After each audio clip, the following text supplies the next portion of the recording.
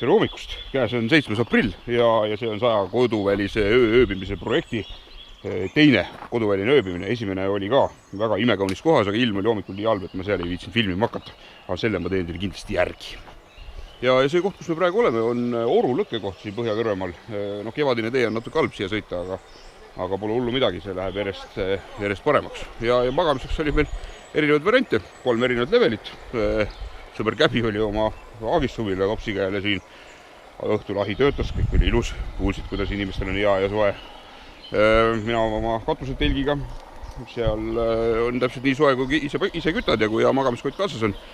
Ja Anno oma vennaga magasid siis kaubikus. Kahekesi see suur ruum tuleb ära kütta, aga ega midagi teha ei ole. Nii see elu on. Ja nüüd kell on saanud 9:30, käes on suur hommikusöögi tegemise aeg. Ja see on tegelikult üldse üks fantastiline laagrikoht. Peame tunnistama, et üks minu lemmikuid äkki. Siin on küll selline üsna tavaline lõkkealus koos väikese kõveriku restiga. Siis on selline lehtla, kuhu juba iidamast ammu keegi on toonud ühe madratsi. Tõenäoliselt selle peale magada ei ole teab mis mõnus. Siis on pisikene puualus ja väike metsapeller. See on küll siin selle Põhja-Kõrvemaal ilusasti ühe tee ääres, aga ta on natukene peidus, et sellest võib täitsa vabalt mööda sõita.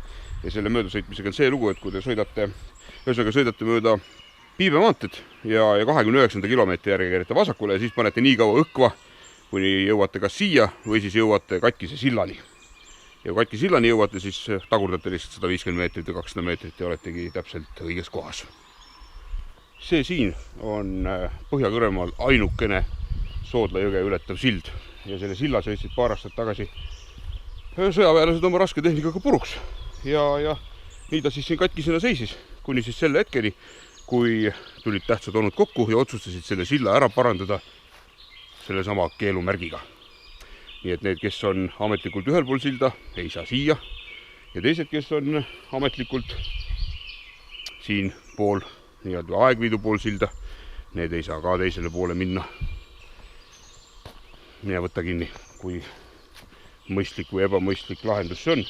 Aga eks ma ühes küljest saan aru, natuke aja pärast on see nii kõik üks suur polügon ja siis tehakse juba siia selline igavene betoonist sillakärakas, millest siis väga rasked autod üle saavad sõita, aga praegu on lihtsalt selline veidi ebaaus lahendus.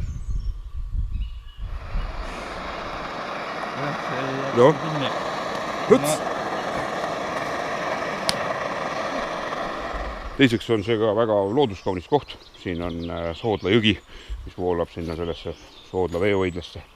Ja nii palju, kui ma olen siin paar korda proovinud kala püüda, siis kala siin mingit elu märki ma ei ole selles jões näinud. Aga see võib olla puhtalt minu viga ka. Ja siin on selline vana sild, mis ei ole küll see sild, millest ma ennist rääkisime. Ja vot seda pidi imeline koht. Sõidad kohale, ajad oma laagri laiali ja oledki metsas.